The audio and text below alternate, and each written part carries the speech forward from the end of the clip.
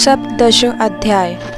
महाराज परीक्षित द्वारा कलयुग का दमन। सूत जी कहते हैं, शौनक जी, वहां पहुंचकर राजा परीक्षित ने देखा कि एक राजवेशधारी शूद्र हाथ में डंडा लिए हुए है और गाय बैल के एक जोड़े को इस तरह पीटता जा रहा है जैसे उनका कोई स्वामी ही ना हो। वह कमल तंतु के समान श्वेत रंग का बैल एक पैर से खड़ा काँप रहा था तथा शूद्र की ताड़ना से पीड़ित और भयभीत होकर मूत्र त्याग कर रहा था। धर्म उपयोगी दूध, घी आदि हविष्य पदार्थों को देने वाली वह गाय भी बार बार शूद्र के पैरों की ठोकरें खाकर अत्यंत दीन हो रही थी। एक तो वह स्वयं ही दुबली पतली थी, दूसरे उसका बछड़ा भी उसके पास नहीं था। उसे भूख लगी हुई थी और उसकी आंखों से आंसू बहते जा रहे थे। स्वर्णजटित रथ पर चढ़े हुए राजा परीक्षित ने अपना धनुष चढ़ाकर मेघ के समान गंभीर वाणी से उसको ललकारा।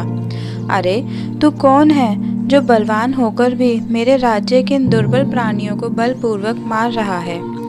तूने नट की भांति वेश तो राजा का सा बना रखा है, परंतु कर्म से तू शूद्र जान पड़ता है।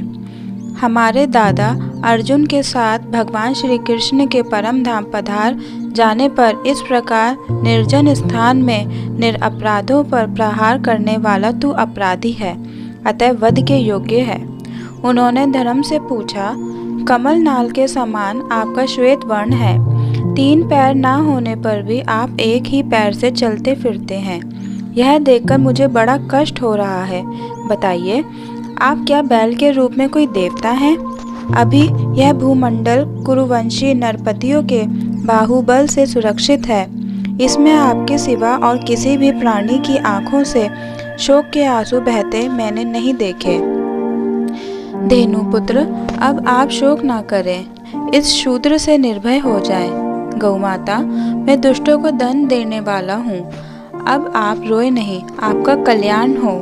देवी, जिस राजा के राज्य में दुष्टों के उपद्रव से सारी प्रजा त्रस्त रहती है, उस मतवाले राजा की कीर्ति, आयु, ऐश्वर्य और परलोक नष्ट हो जाते हैं। राजाओं का धर्म यही है कि वे दुखियों का दुख दूर करें। यह महादुष्ट और प्राणियों को पीड़ित करने वाला है, अतः मैं अभी इसे मार डालूंगा। सुरभि नंदन, आप तो 4 पैर वाले जीव हैं, आपके 3 पैर किसने काट डाले?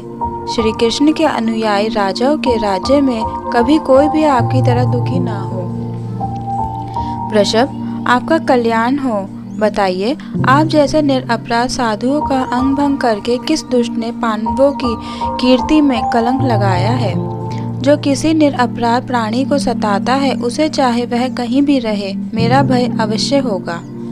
दुष्टों का दमन करने से साधुओं का कल्याण ही होता है।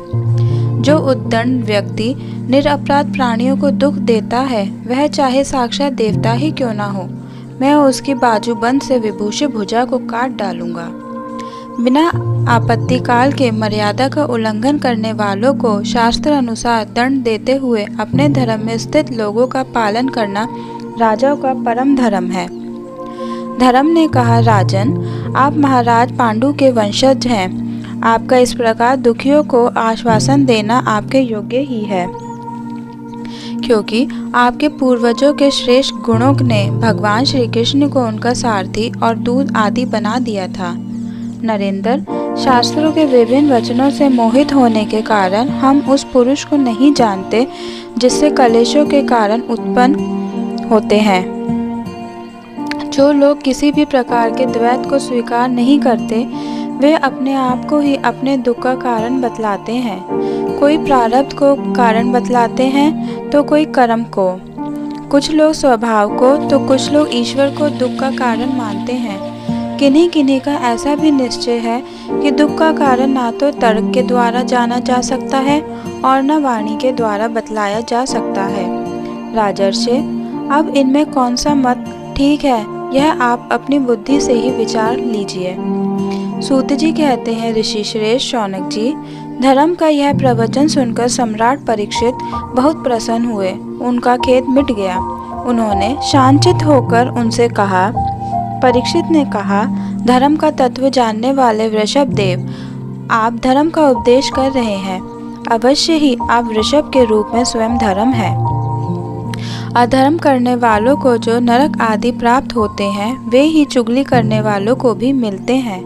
अथवा यही सिद्धांत निश्चित है कि प्राणियों के मन और वाणी से परमेश्वर की माया के स्वरूप का निरूपण नहीं किया जा सकता। धर्मदेव, सतयुग में आपके 4 चरण थे, तप, पवित्रता, दया और सत्य। इस समय अधर्म के अंश, गर्व, आसक्ति और मद से 3 चरण नष्ट हो चुके हैं। अब आपका 4था चरण केवल सत्य ही बचा रहा है।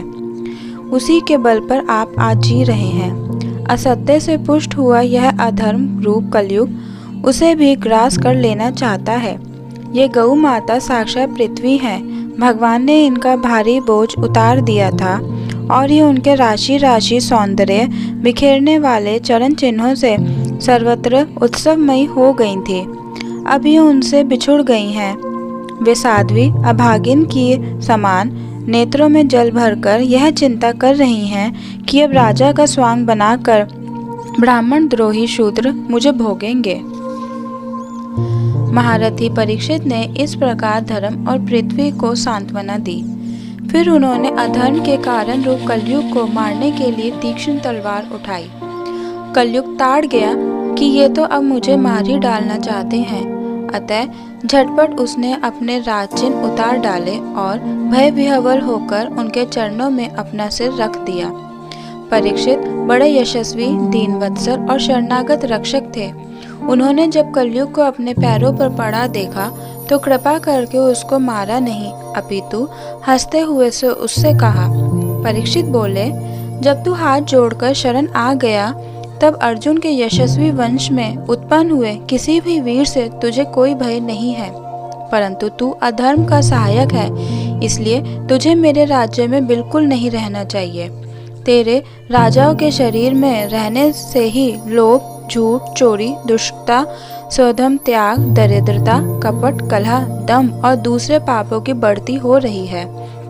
अतः अधर्म के साथी इस ब्रह्मव्रत में तू एक क्षण के लिए भी ना ठहरना, क्योंकि यह धर्म और सत्य का निवास स्थान है।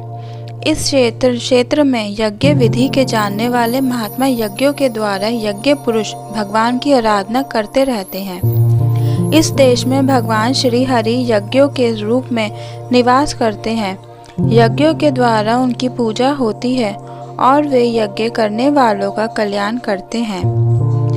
वे सर्वात्मा भगवान वायु की भांति समस्त चराचर जीवों के भीतर और बाहर एक रस स्थित रहते हुए उनकी मनोकामना को पूर्ण करते रहते हैं। सूत जी कहते हैं, परीक्षित की यह आज्ञा सुनकर कलयुग सिहर उठा। यमराज के समान मारने के लिए उद्यत हाथ में तलवार लिए हुए परीक्षित से वह बोला। कली ने कहा, सार्वभौम, आपकी आज्ञा से जहाँ कहीं भी मैं रहने का विचार करता हूँ, वहीं देखता हूँ कि आप धनुष पर बाण चढ़ाए खड़े हैं। धार्मिक शिरोमणि, आप मुझे वह स्थान बतलाइए जहाँ मैं आपकी आज्ञा का पालन करता हुआ स्थिर होकर रह सकूं। सूत जी कहते हैं, कलयुग की प्रार्थना स्वीकार करके राजा परीक्षित ने उन्हें 4 स्थान दिए: द्यूत, मद्यपान, स्त्री संग और हिंसा। इन स्थानों में क्रमशः असत्य, मद, आसक्ति और निर्दयता के 4 प्रकार के धर्म निवास करते हैं। उसने और भी स्थान मांगे, तब समर्थ परीक्षित ने उसे रहने के लिए एक और स्थान स्वर्ण दिया।